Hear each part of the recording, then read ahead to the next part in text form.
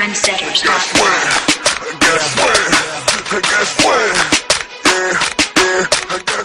Got the sweet smoke tight, I'm about to blow for you. Got my swag turned up, I'm about to blow the fuse. Yeah, they say I'm gonna make me mad, I hope it's true. Haters like the songs, till they know it's you.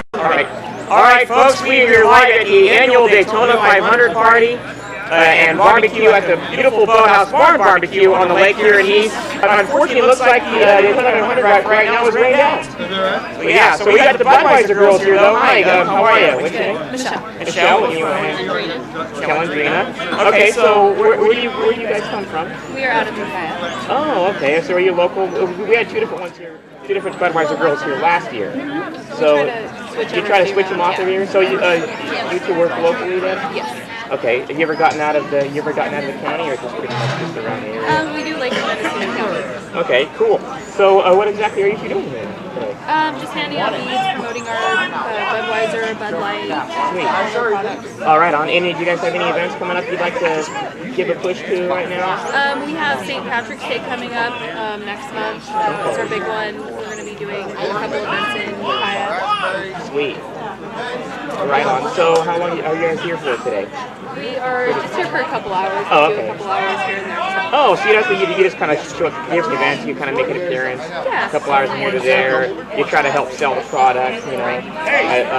People push, get people to sweet. try it. Well, two beautiful girls. I'm sure you're selling a lot there. Well, hey, thanks for being on the show. Just wanted to get you on here briefly and give you some TV time. Anything you'd like to shout-outs you'd like to give before you go about Budweiser? Absolutely. We have a new product out.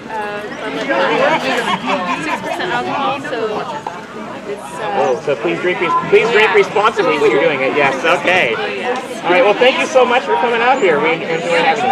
All right.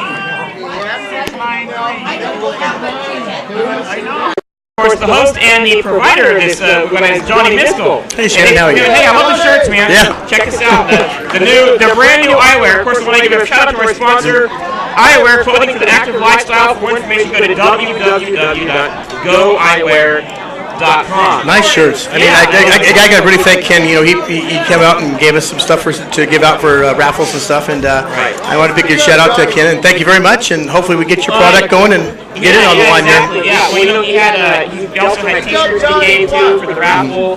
How's that going, man?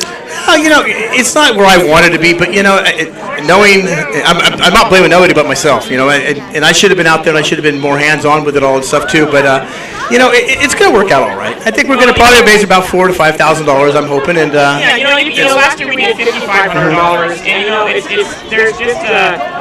It's just unfortunate all the way around. I mean, there's glitches even with the Daytona 500 right now. How do you have a Daytona party with no Daytona 500? With no Daytona 500 anyway, because it's rained. What's the status right now? Are they still raining out? Cancel till tomorrow. Cancel till tomorrow. So First time ever. First time it's ever been delayed ever in its history. So they're gonna race it tomorrow instead. Mm-hmm. Yep, that's the plan. But I think they're calling for rain tomorrow too. So we'll see what happens. Like I said, it's the first time ever that Daytona's had even had to postpone their race, let alone have to cancel it for the next day.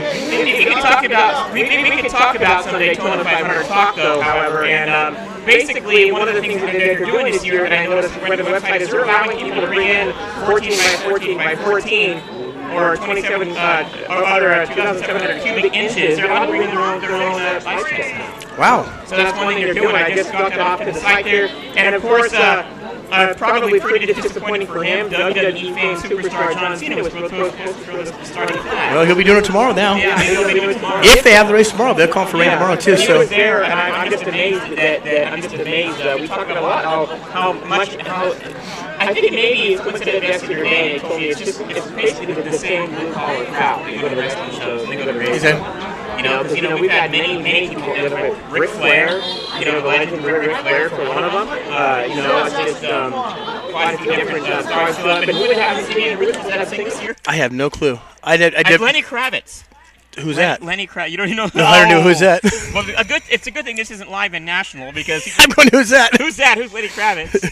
Right. Well, he's he's a pop singer. He's been singing since the '80s. Oh. So yeah, one of those. He's pretty much well known.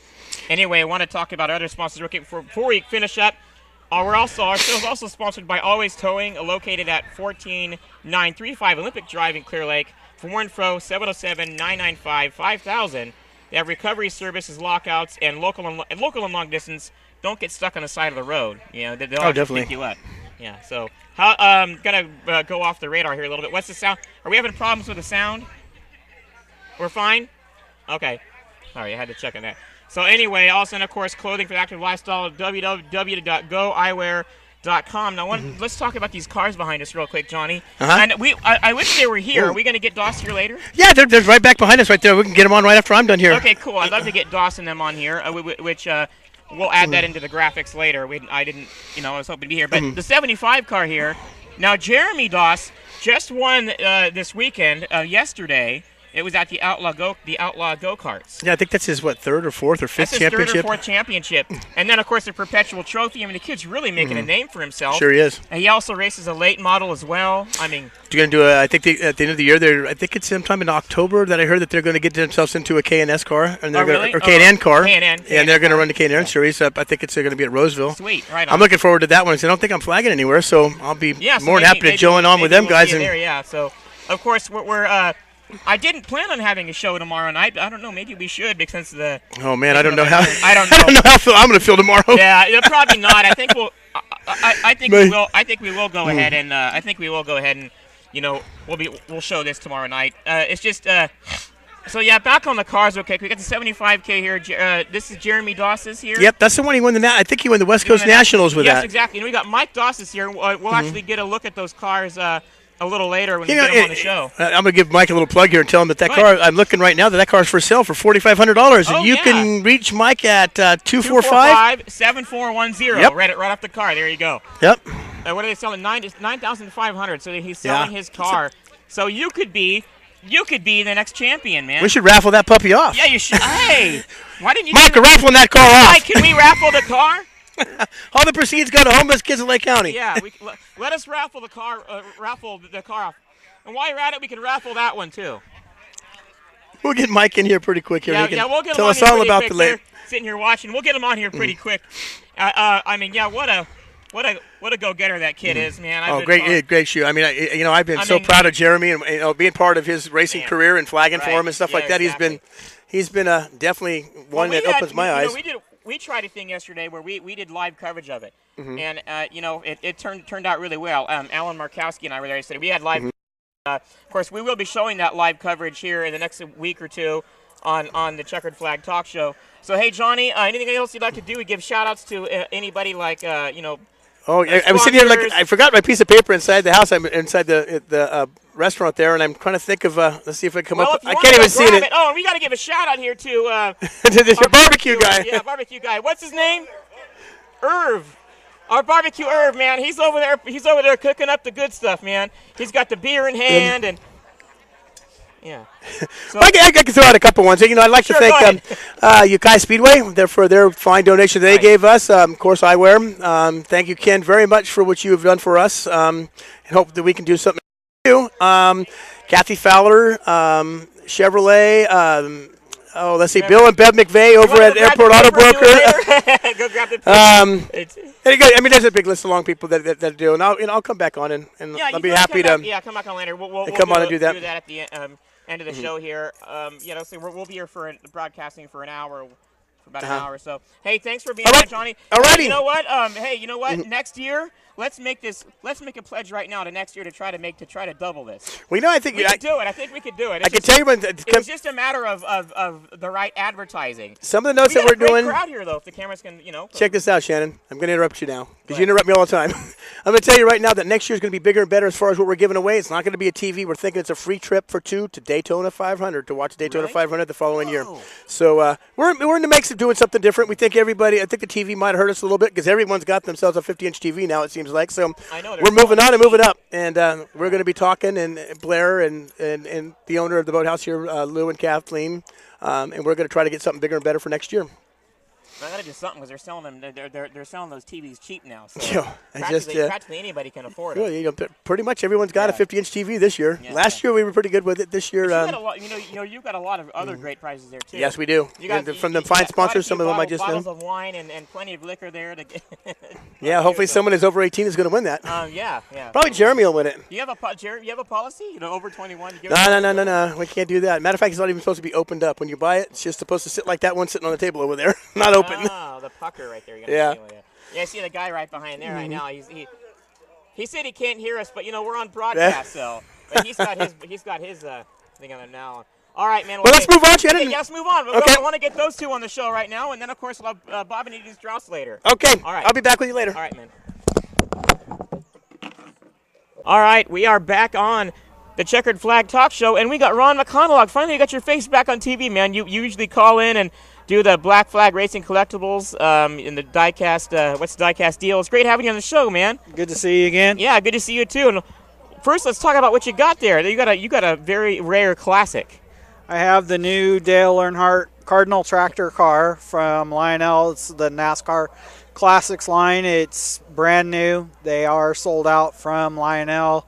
There were 6,096 of them produced. Wow.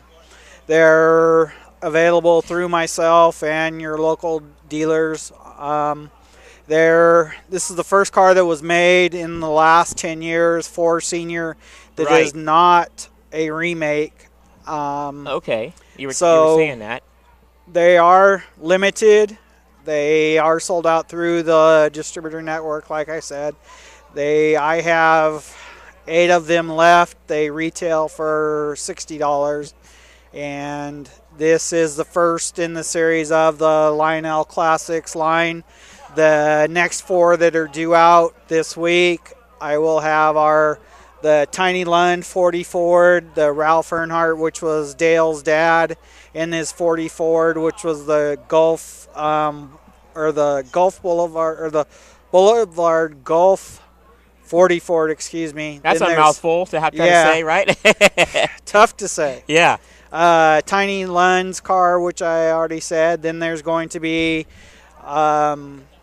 Louise Smith in her Smith's Auto Parts 40 Ford, and then Tim Flock's 40 Ford as well. Then the next release after that will be the Richard Petty number 6 STP car, which was driven in the Charlotte 600 from Lionel. Then as far as the historical cars go, there will also be the new release from University Racing, which will be the AJ Foyt car, which we suspect will be a Holman Moody car, or excuse me, not a Holman Moody, but it's going to be we suspect it'll be a Purelator car. What's that? Can you explain what that is? It's the number 21 car we're betting, but we don't know for sure because we're guessing. We don't know because they haven't released it yet. Right. What it's going to be for sure, but they've all been Ford so far. And well, you mentioned Purelator. What's? I was asking you what Purelator that was. a sponsor, and was an oil filter that Ford made back in the day, and I believe they still might even make it. I'm not real sure, but that was one of the sponsors back in the day in the 60s and the 70s. And again, it'll be a car like the Wood Brothers ran and everything, and we believe it's going to be a 21 car. But we're not real sure, but we know it's an AJ Foyt car, and it's going to be a Ford from the University of Racing. And they just released the Cale Yarborough, the Leroy Yarborough, and the latest was the Fred Lorenzen that just came out, which was a 65 Galaxy, which did take them a long time to get signed due to Fred's having all... Candida, but you mind if I have a look at this? Because sure. Sure. They're extremely heavy. Yeah, I noticed that, and what I like about these cars is they got their basically realistic. You got the hood that opens up, and the hood here and that, and then you could if you could see the camera gets a close up on it, but you can't really see inside this car, and I can. Inside this car has everything. It's the replica of everything all the way down to the detail. Exactly. which is from the sitting in the seat to the gear shift, and they used to have. I guess they had the gear shift in those days, huh? Yeah. So Yes, they literally did. had to do that in some of those races. Yeah. And those cars do weigh almost 2.5 to 3 pounds each, which they're pretty heavy actually. And they are more well made than the standard action car. Right. And they do weigh more than the standard action car does. And you do see a little bit more detail, and you notice quite a bit more detail than you did in the action cars. And they are stepping up their detail to compete with the University Racing, because University Racing set the tone for the historical cars. So right. Lionel's going to compete. So University Racing is something new. Is that going to be is that kind of like the college of NFL, right? Right. The college ball of NFL. It's University Racing is a more upscale line. Their cars retail. They have two versions. University Racing sells for $74.95 or $75 and $99.99 for their autograph version. Right. The autograph versions usually have a limited production run of about 500 pieces, and the non-autograph versions usually have somewhere between 1,500 to 2,000 pieces. The autograph version, like I said, with Fred Lorenzen, took 4 months to get signed because he does have Alzheimer's so bad. And he's a legend, Yeah, he's a legend. Yeah. Right. And they have a tendency to stick more with the legends of racing. They've done like Bobby Allison, they've done David Pearson, Fred Lorenzen, Ned Jarrett, and all those cars have come autographed. And so you can get them autographed or non-autographed. And that's one of the benefits of going with the University Racing, as to where with like the Dale Earnhardt car here, he's passed away, so you can't get those autographed. So it's hard to get those. Right. And if I could show something else on the camera here, is the box. Now, the box has the actual picture on there of a young Dale Earnhardt. Right. You get to zoom in on that. That's a young Dale Earnhardt there.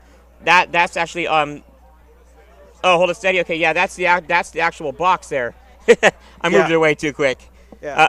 There's a reason I'm on this side of it, not the camera side of it. There you see the lovely Budweiser girls we just had on a little bit ago. Yeah, kind of making their rounds.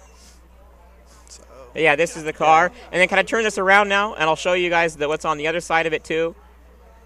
And it also gives you a little bit of information on the right box here. about when the car was run and who owns the car and everything. Gives you a little brief synopsis of the history of the car. Right here it even says that the caption, Dale Earnhardt left and Will Cronkite with the number 96, and this was the Ford Torino in 1978. Wow, that's pretty awesome. The 78 Ford Torino.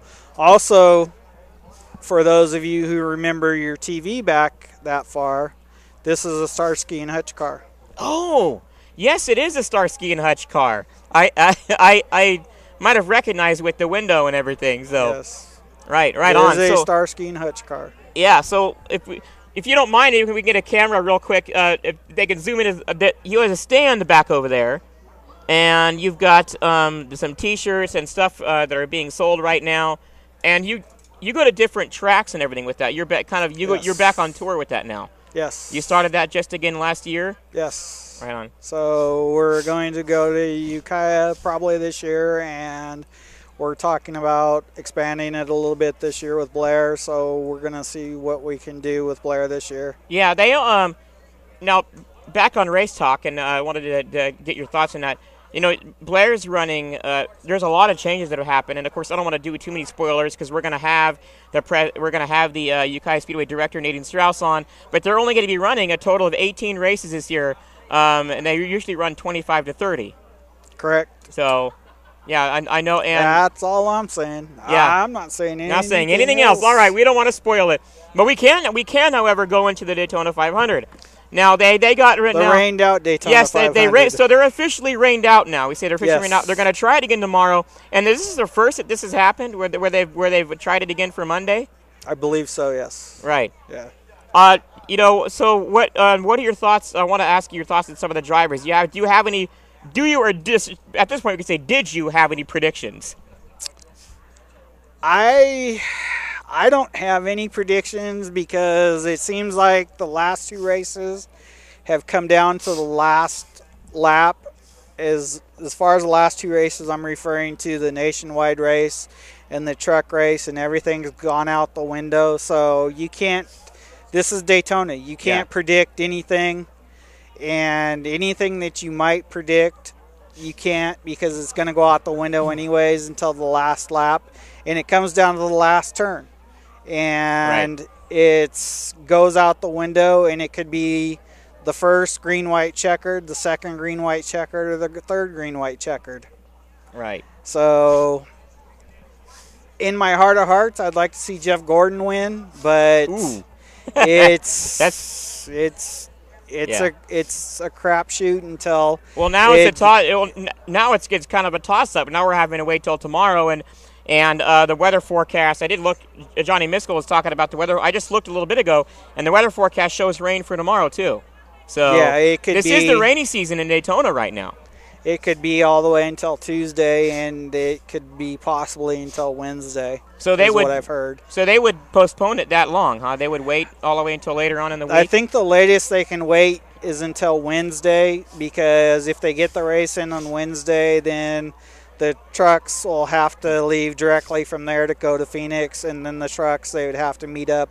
I think it would be in Texas where the halfway point would be to meet the other trucks to pick up the cars for Phoenix and come back across. To go to Phoenix. Well, I had the schedule posted here, and I couldn't believe what an extensive schedule they have at the Daytona 500.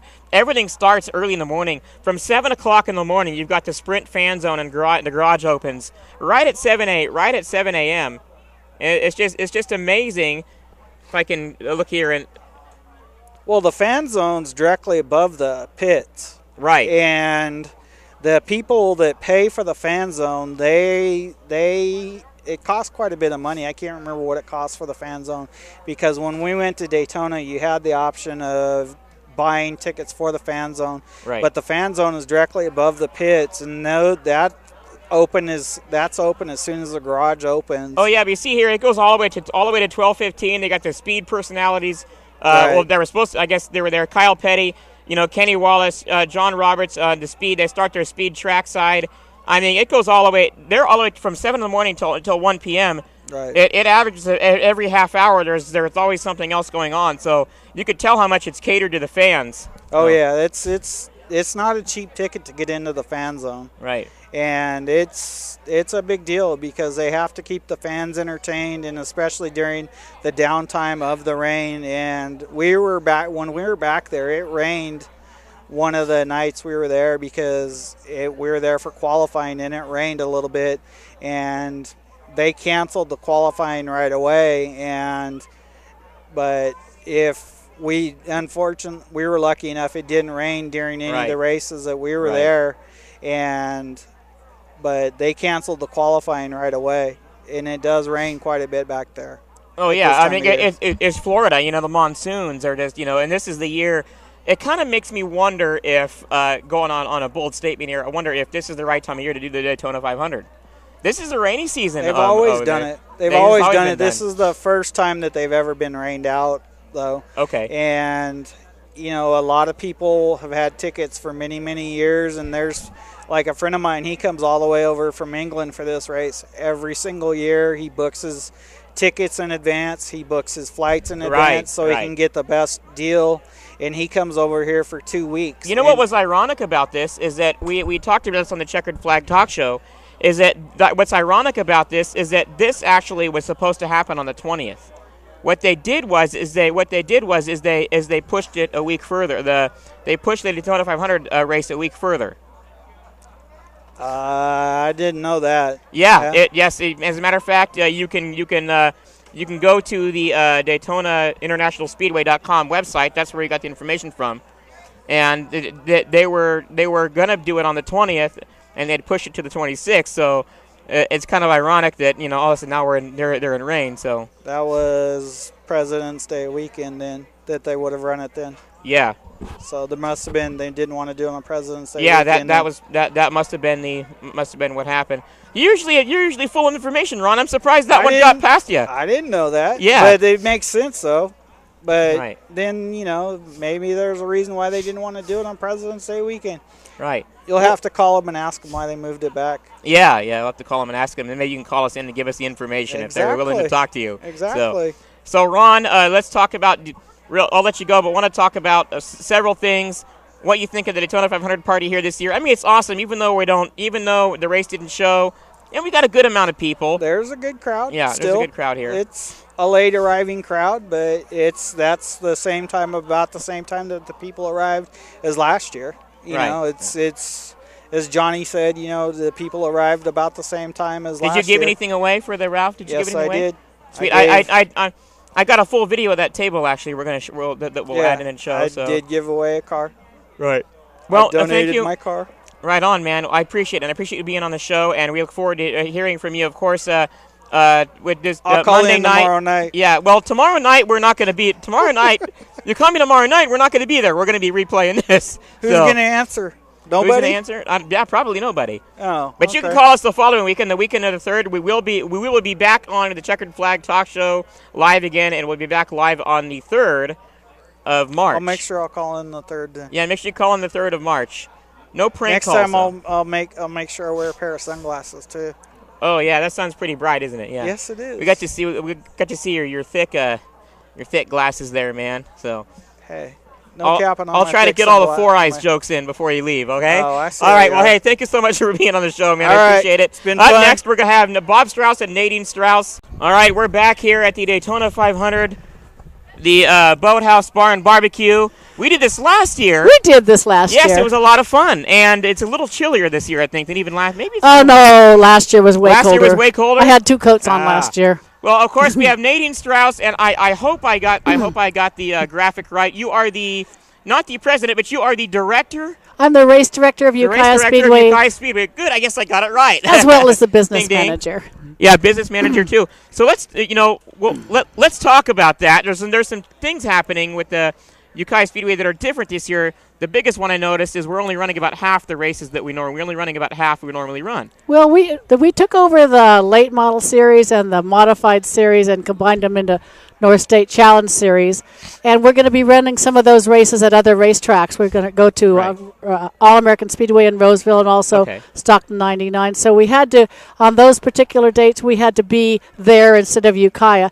I think we're just running about maybe 5 less than normal. Right. But we're not racing any holidays this year, so that'll be nice so for you're really us. only racing maybe five less than you normally About race. 5 less. Because I was thinking maybe I thought I remembered 25 last year. I thought I remembered a full. You had. Last year was back to back. We had one weekend after one weekend after one weekend. We did. It was fun, but boy, at the end of the year, I was tired. I loved it. Oh, he's so young. You wore me out. You wore me out, Nadine. Hey, she's my boss. She wears you out. So yeah, I got to answer to her. Yep. So.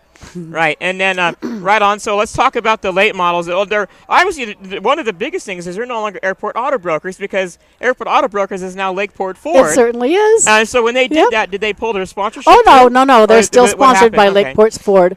So it's now so it's now you got to call it the Lakeport Ford late models instead of the Airport Auto. Well, they're actually calling it the North State Challenge Series, sponsored by Lakeport Ford. Oh, okay. So let's talk about the schedule. We start. You open Saturday, April 7th. We do. Right, and then of course, so hopefully we won't have a Daytona 500 deal because that my question is that early in the season is rainy season, so you're really up against the weather. Actually, when you start that early. No, actually, Ukiah used to start in March. They used to start a couple of weeks before Lakeport did.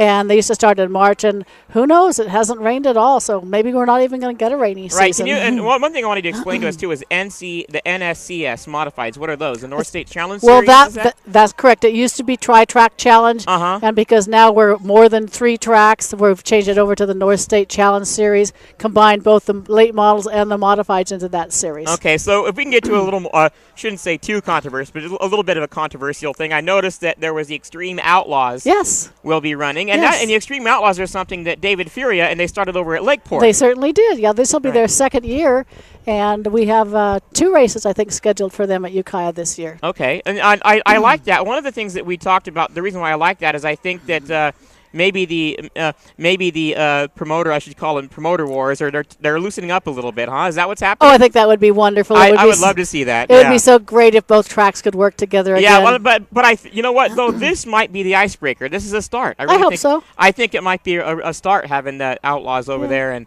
hopefully it might Yeah, well, there's a lot of racers that race in that series that really do like the Ukiah Speedway as well. So they've asked that, hey, can we have races over there? And so that's how that came about. Right. Well, I want to talk about you now that we talk about that. I want to talk about your background for people who might just be seeing. If people don't already know who Nadine Strauss is, they must be in a hole somewhere with no electricity. But I'd like to introduce you to the people that are just getting onto society.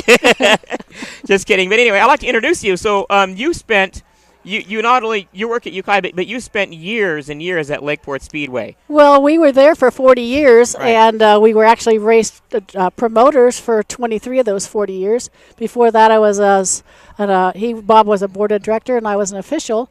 Right. And we've just spent most of our adult lives at Lakeport Speedway. We retired at the end of the 2007 season, and then the Ukiah Speedway promoter, Blair Aiken, asked us if we'd come help over there. So that's where we are now. Okay, so that answered the reason of the transition. Yes. So you were ready to say, you were like, you were going, I'd finally ready to kick back and just enjoy life and just, and all of a sudden here comes a phone call. So I guess you never really are completely away from racing. No.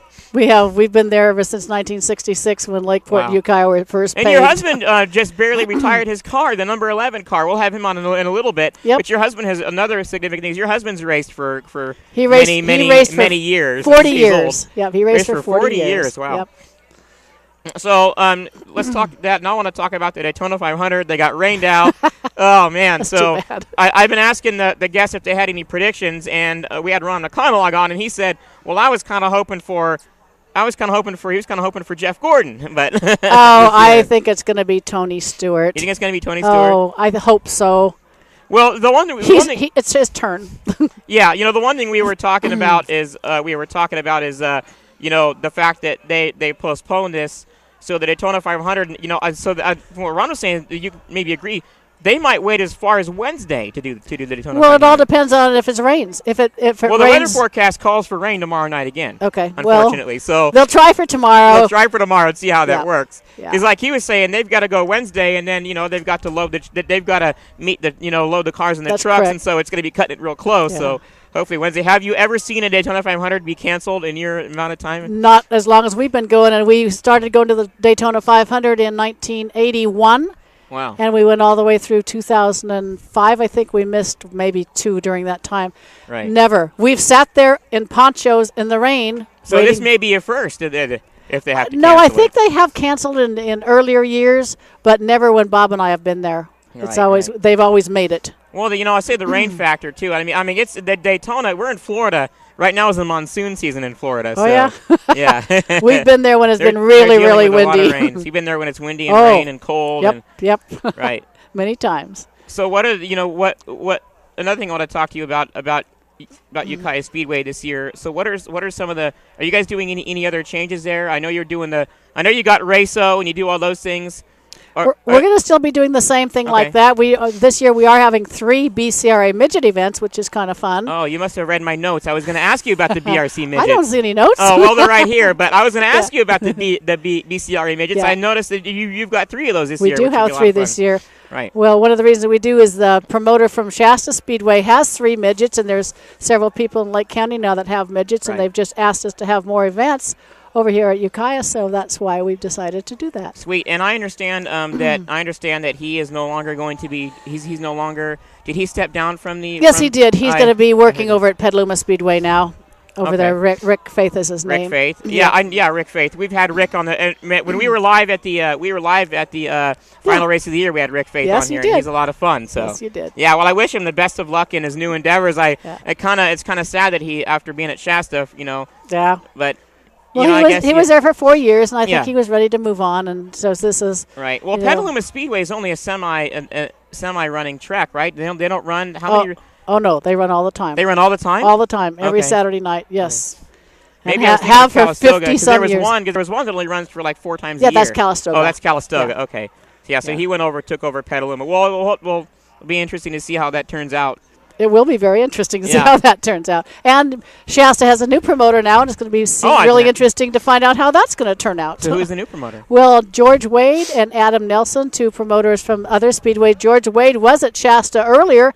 I think he was there before Rick Faith was there, and so they're going to be back for the next couple of years. So I was at Outlaw Go-Karts last night, and we were talking about Jeremy Doss. What a wow! And he won. He did. He won the perpetual race. Came back and won the one yesterday. That was a really good race. And you took over that too. Are you going to be doing a lot with the No, I'm actually working with him at the go-karts. Okay. And officiating for him at the go-karts. But basically, that's right. You and your husband Blair. are there. Yeah, we're both there. It's like for you. Do you ever take time off of racing? You don't. Wouldn't that be nice? There's like never. I don't think there's ever an off season for you, is there?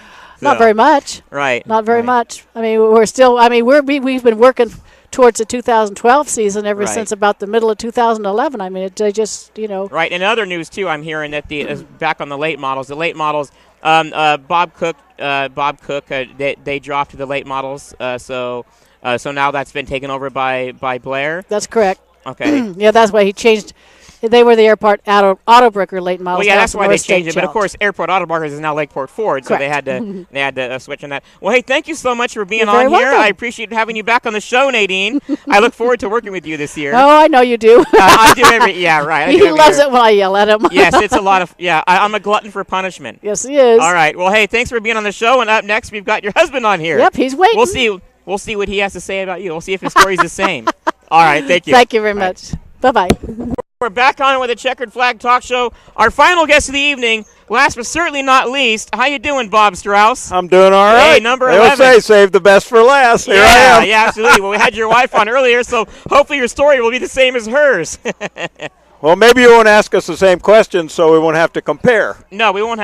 Don't worry. I won't do that. Okay. All right. Well, first I want to ask your thoughts on the party here. And are you having a good time tonight? You having a good time? Oh, sure. Everybody ought to come down. Even though it got rained out, it's like the party here didn't really even stop. Everybody kept going. Well, I don't really see it as coming down to watch the race anyway. It's coming to the Daytona party. Well, this is a really good. Then you record it, and then you go home and you actually watch it. Yeah, well, this is for a really good cause, actually, tonight and this afternoon, and it's for the homeless kids of Lake County.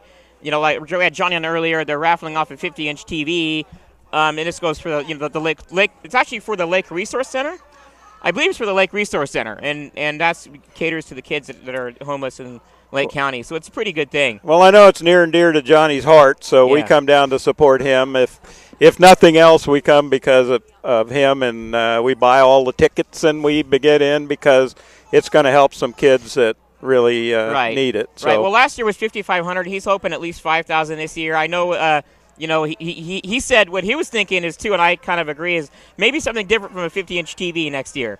He was saying, how about Daytona 500 tickets for the following year? See, that would probably get a lot of people out here for that. Yeah. But hey, Bob Strauss, I know we've had you on the show before, and people have we've already people get to know you. But I want to talk to you a little bit about your career and everything. For those, like I said, we had Nadine on earlier, and I'll say the same thing. For those who are living in a hole that may not know, may never met you before or are new to racing, I want to talk to you about your racing career, when it started, and You've been racing for over 40 years. I did. I raced for 40 years, and I had a medical condition that really kind of prevents me. I can't see right anymore, so it kind of prevents me from racing. But I raced. I'm having trouble seeing, too, and it's all this smoking you're going through here right now. No problem in the daytime. It seems pretty good, but night vision gets a little bit tougher as you get older. And, it's a very demanding sport.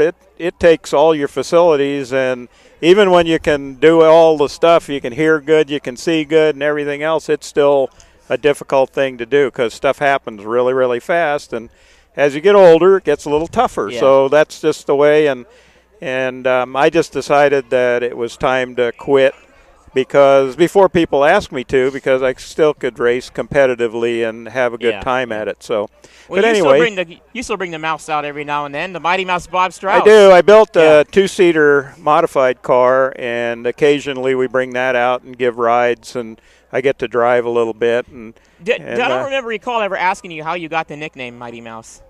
Did you ever tell him? Did we ever go over that before? Here I come to save the day. Yeah. No, actually, that started. I had a 6-cylinder car. I ran a competitive 6-cylinder car in the modified division, and I took it to Bonneville and ran over there. Went 183 miles an hour with a 6-cylinder modified. So we always thought that was the mightiest mouse of all because they called Chevrolet Mouse Motors. Okay. So the 6-cylinder's got to be the mighty mouse. And must have been before my time. I've never heard of the Mouse Motors. Right. So that was it used to be in the old days or years ago, they ran them in the Tour, on the NASCAR Tour, and they also ran them at Daytona. Right. And they finally pulled the plug on them because they were just too expensive to get the horsepower and stuff out of them.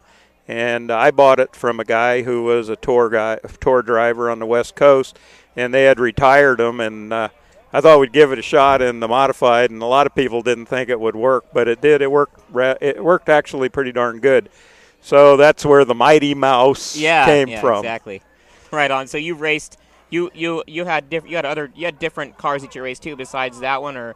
You raced a Bomber, I think you were. We started in a $99 Claimer and sort of worked our way up. Yeah. We went through them, and then we improved those, and they were $149 Claimers. As racing is, it just progressed.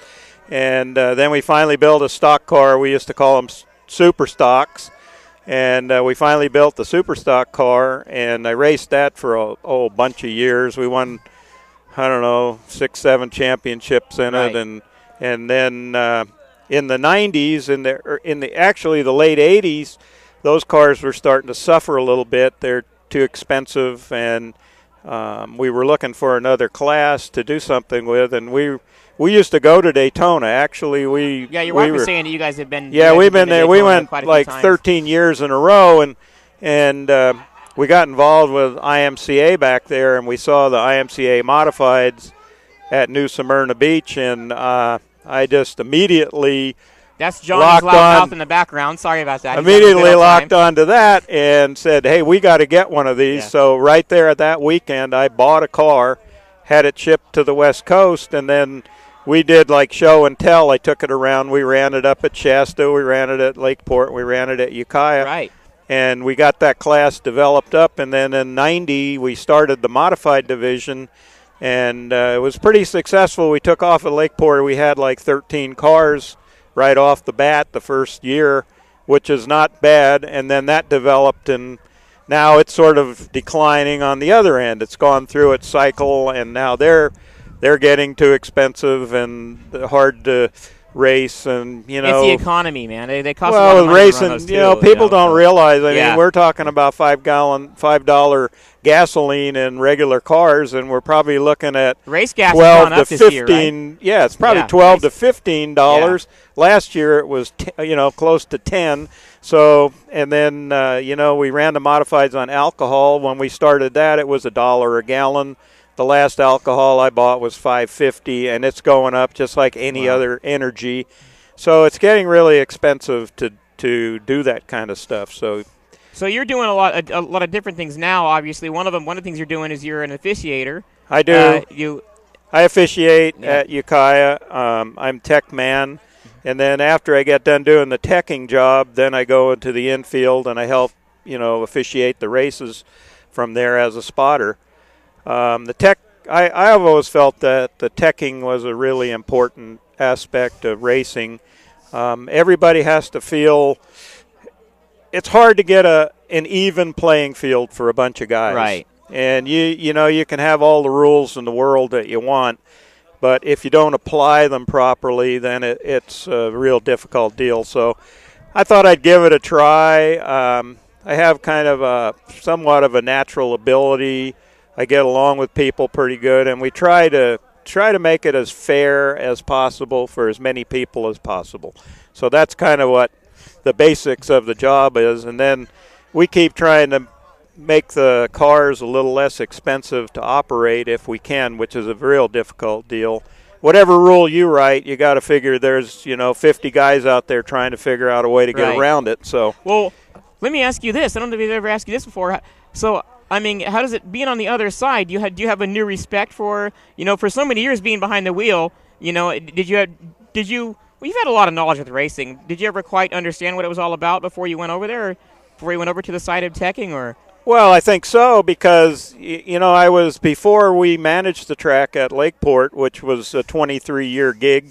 Right. I was on the board of directors of NCRA. We wrote our own rules and stuff for like 13 years prior to that.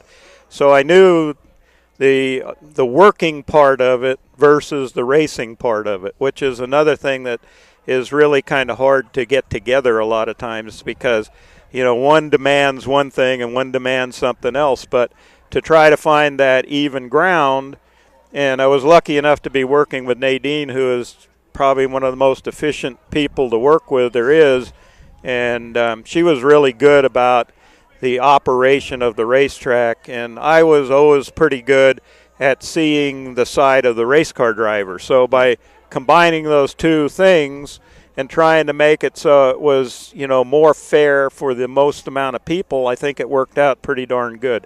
And we're trying to apply a little bit of that in our venture at Ukiah, but it's difficult. Yeah, you know, it'll happen. It's probably a process. You guys have only been in Ukiah for what, 3 years? Yeah. So yeah, about 3 years. It'll probably take some time. And just helping sure. out. I mean, it's a lot different. When we were in Lakeport, we were basically managing it. So, you know, with the help of the board of directors of NCRA, we could pretty much do what we wanted to do, and we could make it arrange it the way we wanted to. We're very close with Blair Aiken, the promoter there, so I'm sure he's very keen on. I'm sure she gives him pointers, and I'm sure he's there listening and very keen on it. You know. Right, so. And we do what we can, but you know, Blair, it's his racetrack. Oh yeah. And he's going to make the decisions that he feels Absolutely. is best. So you know, sometimes there's a little conflict in the way you feel, but I just handle it just like I do with the race car drivers. I think, you know, I mean, he is in control. I work for him. Right. And we make suggestions, and whatever he decides, that's the way we go. Yeah, exactly. So, you know, I think it's going to be a great year this year for 2012. I hope every year is that the fan pack will get a little bit better. So that's always a tough one. That's a tough one. With the $10, with the $10 a ticket, it really is tough. Well, you know, it's not just the cost of the ticket, but it's you have to drive there and the cost of gas. And you know, a lot of people today are having an effort just putting gas in their car so they can get to work. So it's not so easy to get to the racetrack, and we understand that. And, you know, last year we had a couple of races at Ukiah where there was no cost to get in. Yeah, it was a fan appreciation. That was not one, but that was a lot of fun. And the checkered flag was there live, and we not only had one but 2 nights free. And both nights we had near 4,000. It was outstanding. It was really a fantastic deal, which, you know, that tells me that people are still interested. Yes. But a lot of people can't afford to come all the time, so you know, it's a balancing act, and we're trying to make it work. We have to make it work for us. We have to make it work for the fairgrounds. What do you think? Maybe more fan appreciation nights? You know, I know it's hard in the pocketbook because Blair. I realize what a catch-22 it is because Blair has a lot of money. He's got to put out too, you know, for the event. So I understand that. Well, if he could get sponsorship from people, which is what happened the very first time that they tried it, they actually had a sponsor that paid for most of the front gate tickets and stuff, and that worked out really, really good. And then the second time they did it on the big open race where we had 2 days of it, there was a couple of people that were there in the grandstands that said, man, this is the way racing ought to be, and we would definitely be interested in getting into that situation this coming year. So it's possible we may pick up some sponsors and be able to do it. Open some doors with that, you know. It showed you that it could be done. So exactly. You know, and there is definitely hope. It was an awesome event. Anybody who wasn't there, they really missed an awesome event. Yeah, it was a great event. Anderson Logging, you know, they put out some money too. Yeah, they were the ones. They were the ones that paid for it. The first one they did, and then the second one, Blair kind of did it on his own. He went out and he found sponsors, and everybody kind of chipped in. We chipped in for positions in certain races and stuff like that, and it worked out. I think it was pretty good. It was a very successful event. Right. So right on, man. So let's talk about the Daytona 500. I was asking everybody their opinions on who they would like to see win or predictions if the race restarts. It's supposed to tomorrow night, but then it's supposed to rain tomorrow night, so who knows? Well, after watching the Twins and some of this stuff leading up to it, I think you'd be hard-pressed not to think about Kyle Busch. The guy is just an absolute – whether you like him politically, if you like his personality or whatever, really doesn't have anything to do with it. My feelings are he's the best race car driver out there.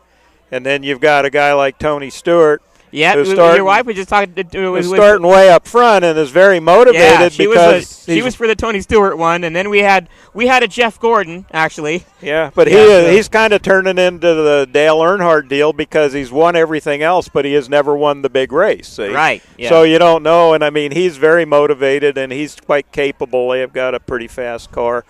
And so it's going to be very interesting, Yeah, I hope they really get to the Fords seem to have a little bit of advantage when they're out by themselves, but then when they team up, it seems like everybody's got a good shot at her. So right, one of the things that they were letting the fans do, and I was talking to Nadine about, I thought it was cool, is they're letting them bring in 14 by 14 by 14, ice chests, which is basically 27 inches. They're allowed to bring in big chests. They're letting them bring those in right now, so. Well, there's a lot of people don't realize how tough it is on the race fans to have a rain out like they did today, or basically be rained out, because if you go there, they seat like 150,000 people, and you can't imagine the parking situation. The closest you can park is probably a 2-mile walk from the speedway. Yeah. And then what they do is, between freeways out there, they have like big parkways in the middle, and they'll go out as far as 10 miles away from the racetrack, and they'll group up the cars and park them out there, and then they shuttle them to the racetrack. Well, here you are. You get shuttled to the racetrack early in the morning. You're there all day. You can't get to your car. So I feel sorry for them. We've been there many times, and I've been there when it rained, and I've been there through all this different stuff, and I mean, you got to be a hardy guy to last that, and to sit it out. So, and then when we went back there, we always made sure that when we returned home, we always gave an extra day in case it did get rained out.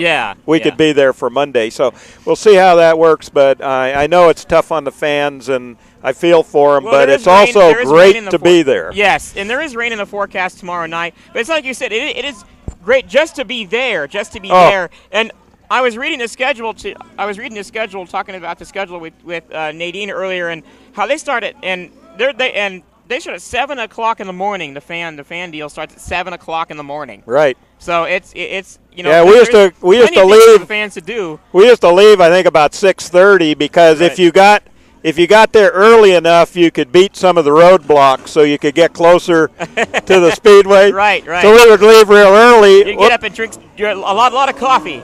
Yeah, but, it's something I tell everybody, you got to be a little bit hardy. You got to be able to put up with a lot of people, but it's something that every race fan in their life really needs to go to Daytona at least once just in a lifetime, just to experience racing, it. Yeah. It is absolutely something you can't describe. Right. It's really neat.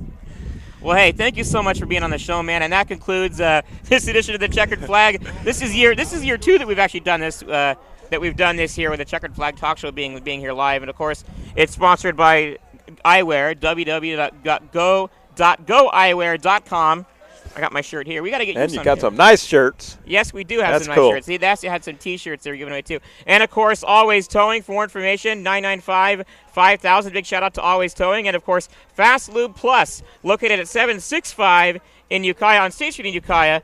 Thank you very much for our sponsors, and it's been a great show, man. Thank you.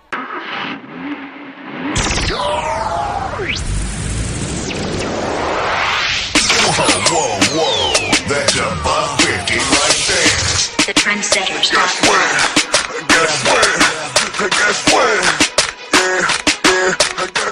Got the sweet smoke tight, I'm about to blow for you.